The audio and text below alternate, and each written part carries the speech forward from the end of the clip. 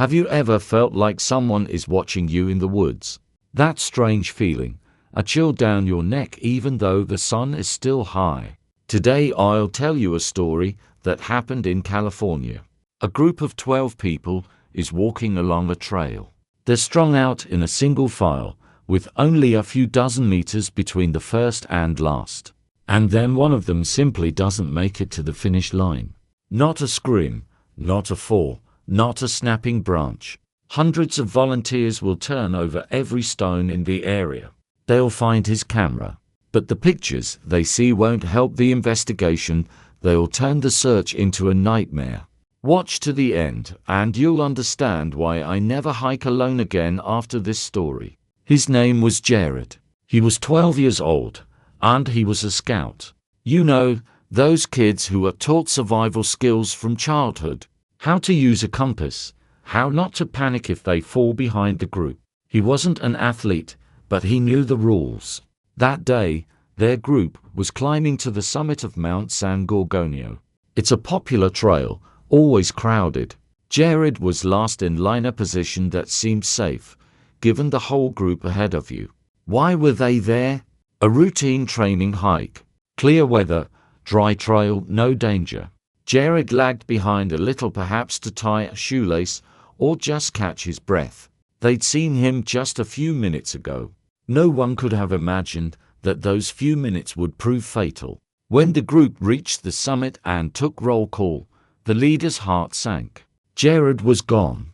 They immediately turned around and headed back. The distance he'd fallen behind was tiny, literally a turn in the trail. They should have found him within 5 minutes. But he wasn't there. The trail there was narrow, a slope on one side, dense brush on the other. It was practically impossible to slip away unnoticed. The boys shouted his name, echoing for miles. The silence in response was so thick it seemed tangible. The strangest thing, the other hikers approaching the group hadn't seen him either. The boy simply vanished over a 50-meter stretch of trail, in broad daylight, without a sound. The search operation became one of the largest in the state. And here comes the part that makes my hands go cold. A couple of days later, searchers found his backpack. It was lying in the middle of open ground. It contained food and untouched water. Why would a teenager throw away his only chance for survival? And then they found his camera. When the film was developed, the police were stunned. The first shots were ordinary. Mountains, smiling friends, landscapes. But the last pictures, they were taken at night. There was no flash, only grainy, dark silhouettes. The last photo shows Jared's face, but it was filmed so close that only his eyes and nose were captured. And those eyes held such an unearthly, inhuman terror that it's impossible to fake. He wasn't looking at the lens. He was looking at something standing right behind the camera. What was it? A bear.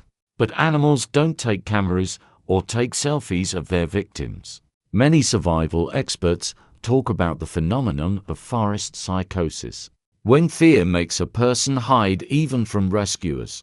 But this doesn't explain how a 12-year-old boy could evade professional trackers and helicopters with thermal imaging cameras for 2 weeks. Local Native Americans believe there are places in these mountains where the world thins out. They call it invisible traps.